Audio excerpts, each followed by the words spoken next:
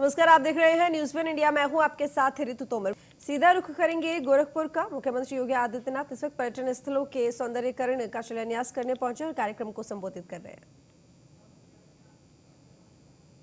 अर्थव्यवस्था पर सामाजिक जीवन में, व्यवसायिक जीवन में, अर्थव्यवस्था पर इसका क्या प्रभाव पड़ता है, यदि हमें कुछ अंतर्राष्ट्रीय संस्थाओं को इसके साथ अध्ययन के लिए जुड़ा, हमें कुछ अंतर्राष्ट्रीय संस्थाओं को इसके साथ अध्ययन के लिए जुड़ा। ये प्रयागराज कुंभ में बताते हुए प्रसन्नता है। प्रदेश सरकार के थोड़े से प्रयास से 24 करोड़ श्रद्धालु, प्रदेश सरकार के थोड़े से प्रयास से 24 करोड़ श्रद्धालु प्रयागराज कुंभ में स्थान लेते हैं। इनकी और आमदनी वहां के व्यवसायिक गुना में 3 गुना से लेकर आमदनी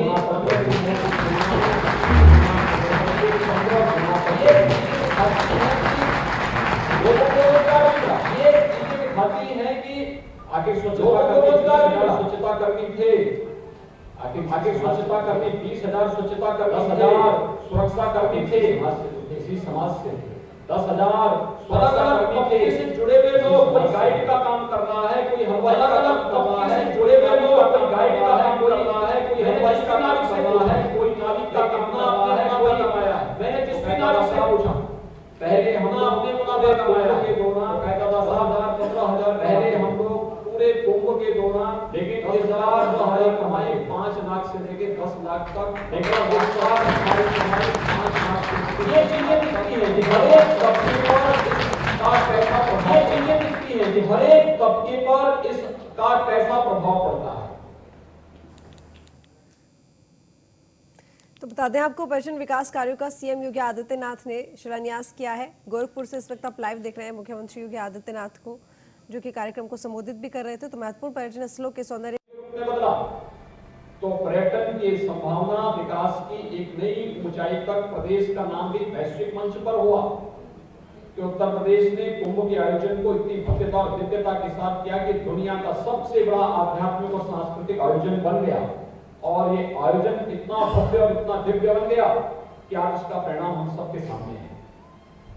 यही प्रयास काशी में आदरणीय प्रधानमंत्री जी के मार्गदर्शन में काशी विश्वनाथ कॉरिडोर के निर्माण के साथ जोड़ा। याद करिए, काशी की पहचान भगवान विश्वनाथ जी से।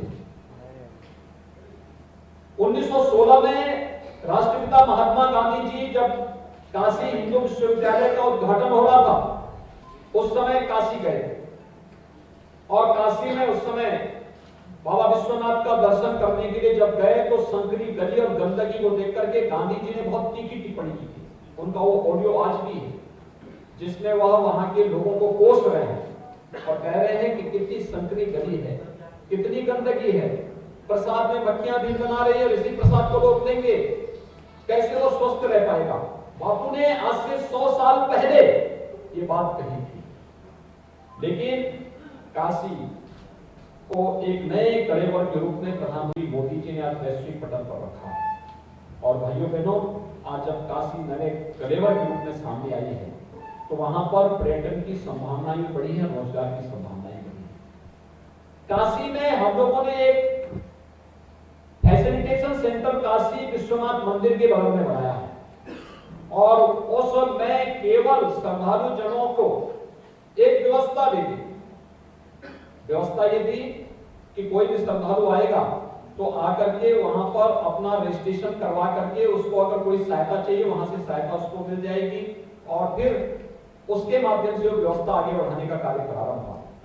टूरिस्ट फैसिलिटेशन सेंटर और इस टूरिस्ट फैसिलिटेशन सेंटर ने वहां पर रोजगार भी दिया और रोजगार के साथ साथ स्वयं अपनी आय भी बढ़ाई। लगभग 1 करोड़ रुपए सालाना अतिरिक्त लाभ काशी विश्वनाथ मंदिर को केवल टूरिस्ट फैसिलिटेशन सेंटर से प्राप्त हुआ। और नहीं, जिस कार्य को लेकर के कई लोग पूछते थे कि साहब हम जाते हैं, पंडे हमें परेशान कर देते हैं, जबरदस्ती पैसा मांगते हैं। टूरिस्ट फैसिलिटेशन सेंटर ने क्या काम किया? उन्होंने कहा जितने भी ऐसे लोग थे उनसे कहा कि देखो तुम लोग किसी से पैसा नहीं मांगो, हम तुम्हारा रजिस्ट्रेशन कर लेते हैं, तुम्हारी ट्रेनिंग करवाएंगे, तुम्हें यूनिफॉर्म देंगे, तुम्हें हिंदी इंग्लिश संस्कृत की जानकारी होनी चाहिए और इसकी प्रॉपर ट्रेनिंग कराएंगे और प्रॉपर ट्रेनिंग कराने के बाद हम रजिस्ट्रेशन करेंगे, रजिस्ट्रेशन के बाद आपके पास स्लिप लेके जो आएगा आपको उसको पूजा करवाना है। उससे कुछ मांगना नहीं, किसी से कुछ नहीं मांगना है, ना कोई देगा भी तो भी लेगा नहीं। प्रारंभ में हम लोगों को भय लगता था कि पता नहीं इसमें क्या होगा, एक तो मंदिर को ही पैसा देना पड़ेगा या प्रशासन को पैसा देना पड़ेगा। 130 से अधिक ऐसे लोगों को उससे वहां रोजगार मिला जो वहां पे 25,000 से लेकर के 1.5 लाख रुपए महीना कमा रहे हैं। ये है परिवर्तन, ये रोजगार। इस समाज का वह युवा इससे रोजगार प्राप्त कर रहा है। मंदिर में जो पुष्प चढ़ते हैं, ये पुष्प वेस्ट हो जाते थे, फेंक दिए जाते थे। मंदिर के पुष्प चढ़े, अगले दिन गंगा जी में प्रवाहित करते, गंगा जी भी प्रदूषित होती थी, उसका तिरस्कार होता था। मंदिर व्यवस्था से जुड़े हुए लोगों ने उन सभी पुष्पों को एकत्र किया और एकत्र करके चंदौली के एक नक्सल प्रभावित गांव को इसके साथ जोड़ा और वहां की महिला स्वयंसेवी समूह को इसमें प्रशिक्षित किया। उनसे कहा गया कि जितने भी पुष्प आएंगे इन सभी पुष्पों को तुम्हें एकत्र करके इसे इत्र बनाना है, धूप और अगरबत्ती बनाना है। उसमें से प्रत्येक महिला आज हर महीने 7,000 से लेकर 15,000 रुपए कमा रही हैं। उस गांव की महिलाएं कमा रही हैं। एक धार्मिक स्थल या एक पर्यटन एक केंद्र, एक धार्मिक स्थल कितने लोगों के पर्यटन और आजीविका का आधार सम्मानजनक ढंग से बन सकता है। अगर हम उसको सिस्टम के साथ जोड़ सके तो ये कार्य बहुत अच्छे ढंग से आगे बढ़ सकता है। और यही हम लोगों ने प्रदेश के अंदर अलग अलग स्थानों पर प्रारंभ किया। पिछला 1 वर्ष पूरे प्रदेश के अंदर, पूरे देश के अंदर, पूरी दुनिया के अंदर कोरोना महामारी से लड़ते हुए जूझते हुए बीता है। इस सब के बावजूद लोगों की जिज्ञासा ने, जूझने की प्रवृत्ति ने उन्हें एक नया उत्साह और उमंग दिया। कोरोना से ही लड़ाई जीतते रहे, लड़ते रहे और साथ साथ इस लड़ाई को मंजिल तक पहुंचाते हुए आज ये तय किया गया कि हर हाल में हम लोग इस व्यवस्था को आगे बढ़ाने का कार्य करेंगे। मुख्यमंत्री पर्यटन संवर्धन की योजना 2019 में प्रदेश सरकार ने प्रारंभ की। पर्यटन संवर्धन की इस योजना के पीछे का हेतु यही है, स्वाभाविक रूप से जनता के जो प्रतिनिधि हैं, माननीय सांसद, माननीय विधायक, अन्य जनप्रतिनिधिगण, इनके ऊपर बड़ा दायित्व होता है। जनता अपेक्षा रखती है और इसलिए प्रत्येक माननीय विधायक से जिम्मेदारी दी गई कि वह इस बात को सुनिश्चित करें कि हर विधानसभा क्षेत्र में कम से कम एक ऐसे पर्यटन केंद्र के सुंदरीकरण की योजना को वह हाथ में ले, जिसमें कुछ पैसा राज्य सरकार देगी, कुछ पैसा वे लोग सीएसआर से और जन सहयोग से उसमें लगाएंगे और उस पर्यटन केंद्र को एक विकास की प्रक्रिया के साथ जोड़ करके लोगों के आवागमन के, पर्यटन के आवागमन का एक केंद्र बिंदु बनाएंगे। आज आप देख रहे होंगे कि एक साथ 373 ऐसे केंद्रों के सुंदरीकरण के कार्य का शुभारंभ या लोकार्पण का कार्यक्रम यहाँ पर एक साथ हो रहा है। इसमें कोई भेदभाव नहीं रखा जाता। कोई भी पार्टी हो, अगर वह लोकहित में, जनहित में काम करना चाहते हैं तो वह कार्य सरकार की व्यवस्था का हिस्सा होता है। सरकार उसमें भरपूर सहयोग करेगी। जिन भी माननीय विधायकों ने समय से अपने प्रस्ताव भेज दिए, वे प्रस्ताव स्वीकृत हुए और उन पर कार्य प्रारंभ हुआ है या कार्य प्रारंभ होने जा रहा है। इसलिए मैं इस बात को देखता हूं, प्रदेश सरकार ने थोड़ा प्रयास किया। याद करिए अयोध्या को 2017 के पहले सरकार का कोई प्रतिनिधि अयोध्या जाने से घबराता था। हमने दीपोत्सव का आयोजन किया। दीपोत्सव के आयोजन के पहले लोग हमसे कहते थे ये क्या कर रहे हैं। अयोध्या के बारे में लोगों की धारणाएं अच्छी नहीं बनती थी, लेकिन हमने कहा कि नहीं, अयोध्या हमारी पहचान है। अयोध्या दीपोत्सव के माध्यम से दीपावली का आयोजन अयोध्या के साथ जुड़ता है। हम लोग अयोध्या के साथ इस आयोजन को जोड़ेंगे और वैश्विक पटल पर अयोध्या को लेकर के जाएंगे। दीपोत्सव का पहला आयोजन 2017 में प्रारंभ हुआ और आज मुझे बताते हुए प्रसन्नता है, दीपोत्सव का यह भव्य आयोजन दुनिया का एक अपने आप में एक आयोजन, वैश्विक आयोजन बन चुका है। इस आयोजन में साउथ कोरिया की प्रथम महिला 2018 में आई, फिजी की उप प्रधानमंत्री 2019 में आई, 2020 में कोरोना महामारी के कारण हम लोगों ने किसी बाहरी अतिथि को उसमें आमंत्रित नहीं किया, लेकिन आपने देखा होगा आयोजन की भव्यता और दिव्यता सबने देखी होगी। अयोध्या आज एक नए रूप में दुनिया के सामने, काशी के बाद अब अयोध्या वैश्विक मानचित्र पर उतरता हुआ दिखाई दे रहा है। वैश्विक मानचित्र पर काशी की ये नई पहचान, अयोध्या की नई पहचान, मथुरा, वृंदावन, अभी 22 और 23 तारीख को बरसाना की रंगोत्सव का कार्यक्रम पूरी भव्यता के साथ होगा। देश और दुनिया का लाखों श्रद्धालु पर्यटक वहां पर आता है। आखिर जब कोई पर्यटक आएगा वहां पर ही वह सामान खरीदेगा, वहां पर जो भी सामग्री है रुकेगा तो मार्केट में भी जाएगा, कुछ ना कुछ खरीदारी करेगा। कोई भोजन लेगा, कोई जलपान लेगा, कोई कपड़ा लेगा, कोई माला लेगा, कोई अन्य सामान खरीदेगा, कुछ ना कुछ खरीदेगा। ये सभी एक दूसरे के साथ जुड़ती हुई दिखाई देती है। चेन, मार्केट की एक चेन बनती है और ये मार्केट की चेन हर एक नागरिक को उसके साथ जोड़ती हुई दिखाई देती है और यही कार्य प्रदेश के अंदर हुआ। आज चित्रकूट में आप जाइए, आज नेमिष तीर्थ में आप जाइए, सुख तीर्थ में आप जाइए, हर एक जगह कुछ न कुछ हुआ है। और ये कार्य हम लोगों ने गोरखपुर में जटाशंकर गुरुद्वारा के लिए भी, मोहद्दीपुर गुरुद्वारा में भी, अन्य धार्मिक स्थलों में भी और कालीबाड़ी के बाबा के यहाँ भी किया था। कालीबाड़ी के मंदिर में भी हम लोगों ने पैसा दिया था, पता नहीं वो पैसा कितना था।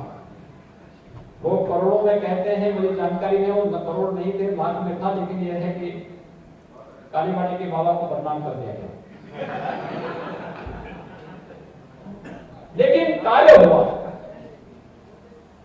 हुआ वहां पर, हर एक जगह कुछ न कुछ कार्य हुआ। पर्यटन संवर्धन की योजनाओं का परिणाम है कि आज आप जाके देखेंगे कि मगहर में वहां पर संत कबीर दास जी के स्थल पर एक शोध पीठ की स्थापना हो रही है। बहुत अच्छे केंद्र की स्थापना हो रही है। कबीर पर शोध का एक केंद्र बिंदु बनेगा। मैं भी गोरखपुर विश्वविद्यालय से आ रहा हूं, वहां पे एक अंतरराष्ट्रीय संगोष्ठी महायोगीपुर गोरखनाथ शोधपीठ गोरखपुर विश्वविद्यालय के द्वारा प्रारंभ की गई है। ऐसे ही अन्य स्थानों पर भी ये कार्यक्रम आगे बढ़े। ये निरंतर चलिए। काशी हिंदू विश्वविद्यालय में हम लोगों ने वैदिक विज्ञान की एक शोध का केंद्र वहां पर स्थापित किया है और तेजी के साथ वहां पे अपना कार्य करना प्रारंभ किया है। पर्यटन संवर्धन के साथ साथ भारत की परंपरा के साथ जुड़े हुए स्थलों के विकास की कार्य योजना को आगे बढ़ाना और सरकार के सकारात्मक रुख ने समाज के हर एक तबके को न केवल आस्था सम्मान दिया है, बल्कि उसके रोजी रोजगार की व्यवस्था भी इसके माध्यम से की है। और हमारे लिए पर्यटन स्थल आस्था के केंद्र बिंदु होने के साथ साथ पर्यटन की संभावनाओं को आगे बढ़ाने और उसके माध्यम से रोजगार सृजन के भी माध्यम बने हैं, जिसमें हम लोगों ने लाखों नौजवानों को जोड़ करके उनकी आजीविका की व्यवस्था भी इसके माध्यम से की है। ये उत्तर प्रदेश का सौभाग्य है कि उत्तर प्रदेश में हर प्रकार की पर्यटन की व्यापक संभावनाएं हैं।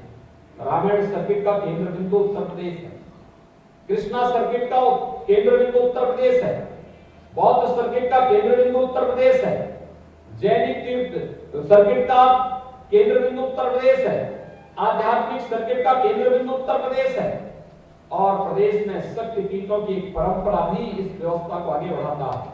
हमारे पास इको टूरिज्म की भी व्यापक संभावनाएं हैं और इन व्यापक संभावनाओं को आगे बढ़ाने के लिए ही आज प्रदेश सरकार ने व्यापक पैमाने पर अपने कार्यक्रमों को आगे बढ़ाना प्रारंभ किया है। जहां से भी जिन माननीय विधायकों के प्रस्ताव आए थे उनको स्वीकृति दी गई है और बाकी जो बचे हुए उनके भी जो प्रस्ताव आएंगे उन्हें प्राथमिकता के आधार पर आगे बढ़ाने का कार्य किया जाएगा।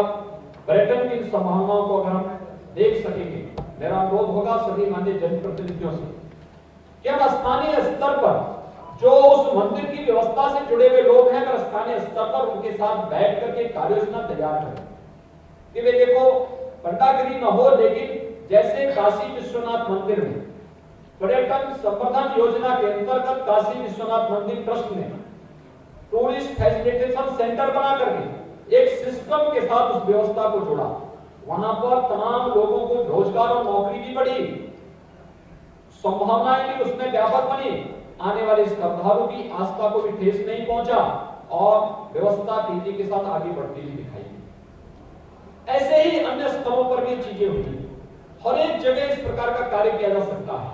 जैसे काशी में मंदिर में चढ़ने वाले पुष्प अब फेंके नहीं जाएंगे, बल्कि उससे इत्र भी बन सकता है, धूप भी बन सकता है, अगरबत्ती भी बन सकती है, और जो चीजें वेस्ट में जाएंगी वो कंपोस्ट बन करके खेतों में जाकर के अन्नदाता किसानों की खेतों की अन्न उत्पादन की क्षमता को बढ़ाने में अपना योगदान देगा।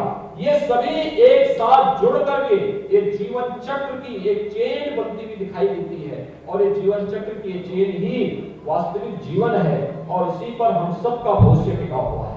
हम सबको इस परंपरा को आगे बढ़ाने का कार्य करना होगा। मुझे प्रसन्नता है कि प्रदेश के अंदर अलग अलग विधानसभा क्षेत्रों में ये सभी कार्य बहुत हमारे विधायकों की रुचि के कारण अच्छे ढंग से आगे बढ़े हैं। गोरखपुर में भी तमाम पर्यटन स्थलों के केंद्र ये विकसित होते हुए दिखाई दे रहे हैं या उनका कार्य प्रारंभ होने जा रहा है। मुझे विश्वास है कि सभी मान्य विधायकगण अपने अपने क्षेत्रों की मुख्यमंत्री पर्यटन संवर्धन की योजनाओं को मूर्त रूप देते हुए इसे तेजी के साथ आगे बढ़ाने का कार्य करेंगे। मैं एक बार फिर से पर्यटन विकास की सभी संभावनाओं को आगे बढ़ाने का जो कार्य प्रारंभ हुआ है, अब तो हम लोग पर्यटन केंद्रों को अच्छी कनेक्टिविटी के साथ भी जोड़ रहे हैं। आपने देखा होगा अयोध्या में इंटरनेशनल एयरपोर्ट हमारा बन रहा है। हमारा प्रयास है कि बहुत शीघ्र हम वहां पर ATR जो 72 सीटर विमान है इसको लाने की तैयारी कर रहे हैं। कुशीनगर में बौद्ध पर्यटकों की जिससे अंतर्राष्ट्रीय वायु सेवा प्रारंभ होने जा रही है, एयरपोर्ट बनकर तैयार है और बहुत शीघ्र वहां पर अंतर्राष्ट्रीय वायु सेवा को उसके साथ हम उसको जोड़ने जा रहे हैं। बाकी गोरखपुर वायु सेवा के साथ जुड़ चुका